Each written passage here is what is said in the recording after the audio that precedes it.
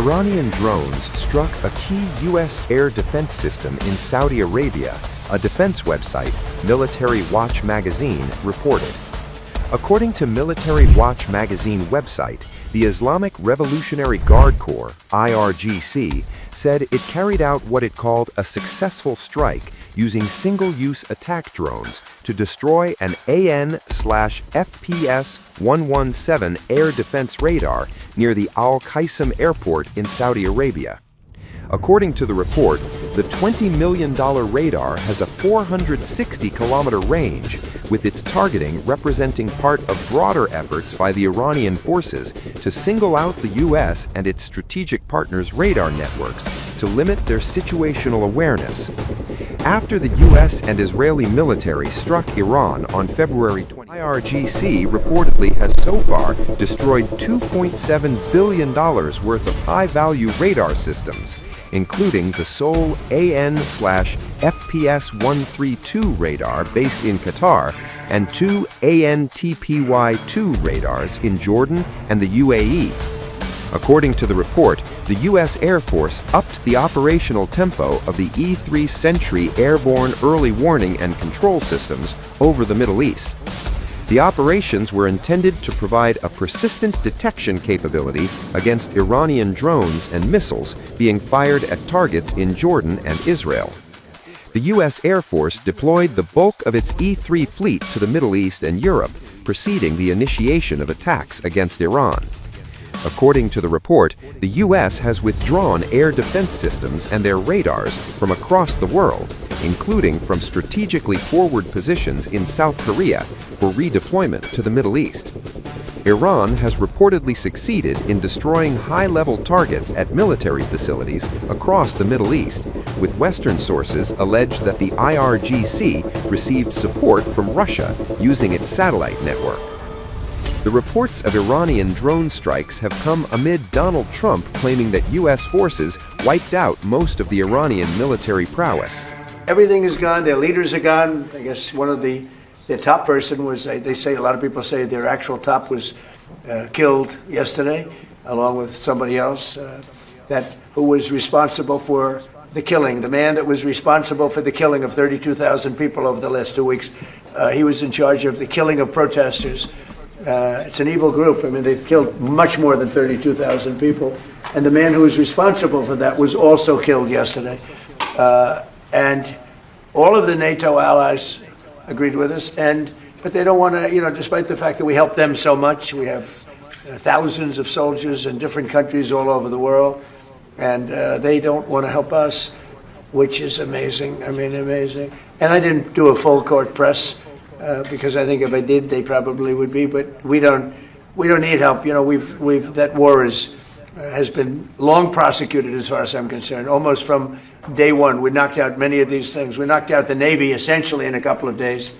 But I was surprised to see that NATO, while the important thing to do, they agree fully. Nobody said, "Oh, you shouldn't do it."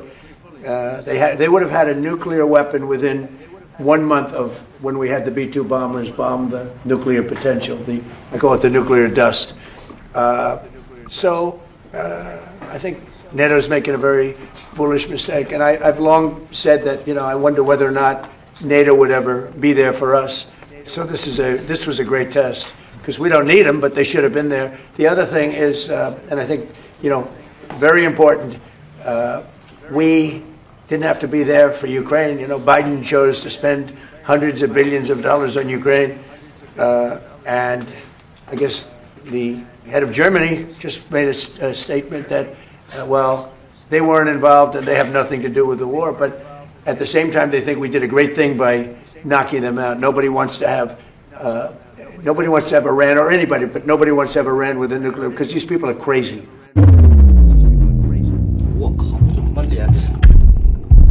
A shocking new video, filmed not by the military but by a civilian sailor in the Gulf of Oman, is now exposing a moment that could redefine the balance of power in the Middle East. The footage captures a dramatic scene near the UAE port of Fujairah as two Iranian ballistic missiles tear through the sky before slamming into critical oil infrastructure. Moments later, air defenses respond. The UAE Armed Forces, using the American-made MIM-104 Patriot system, launch interceptor after interceptor, 6 missiles in total. But what happens next is raising serious questions. All 6 interceptors appear to fail. The Iranian missiles, uninterrupted and unchallenged, strike their targets. There are no advanced countermeasures, no evasive maneuvers, just raw impact. And yet, the defense system does not stop them. This rare footage, smuggled out from beyond UAE jurisdiction, comes amid strict censorship inside the country, where authorities have reportedly arrested dozens for filming or sharing evidence of the strikes. But beyond the visuals lies a deeper concern. Each Patriot interceptor $1 million. That means nearly $18 million was spent trying and failing to stop missiles worth a fraction of that cost. It's a costly imbalance in a war increasingly defined by economics as much as firepower. And this is not an isolated incident. Similar footage from Qatar, captured in the early hours of the conflict, also appears to show repeated interception failures. In both cases, 3 interceptors were launched per incoming missile, suggesting a growing lack of confidence in the system's ability to deliver a single hit kill. Meanwhile, Iran's missile arsenal is vast, far larger than the interceptor stockpiles held by the United States and its regional allies. Reports suggest US reserves had already dropped to just 25% of required levels before this conflict even began. And now the defensive shield is weakening further.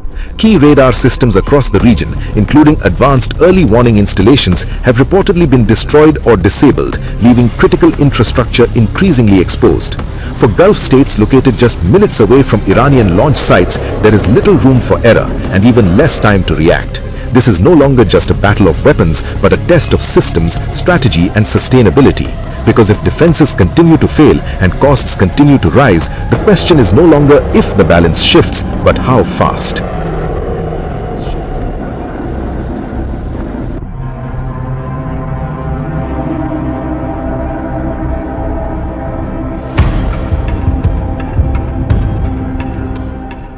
Baghdad is once again at the center of a dangerous and rapidly escalating conflict as drones, explosions, and airstrikes shake the Iraqi capital. In a startling development, a pro-Iranian militia known as Saraya Aliyah al-Dam has released dramatic footage showing a drone flying deep inside the United States Embassy compound in Baghdad. The video, nearly 2 minutes long, appears to show the drone weaving between buildings, flying just meters away from a large American flag inside one of the most heavily fortified zones in the world. The footage, dated March 16th, cannot be independently verified, but its message is unmistakable. The breach comes amid a wave of attacks. Overnight, multiple explosions rocked Baghdad. As per Al Jazeera, at least 4 people were killed in an air raid targeting a building used by an Iran-backed group in the city's Jadriya district. Thick smoke and flames were seen rising across the compound as panic spread through the streets. At the same time, the U.S. Embassy came under renewed drone assault. According to reports, American CRAM air defense systems intercepted at least 2 drones, while a third reportedly struck inside the compound, triggering fire and smoke within the green zone. Just hours earlier, a drone strike hit the nearby Al Rashid Hotel, a location housing foreign diplomatic missions and international workers. While no casualties were reported there, the message was clear: no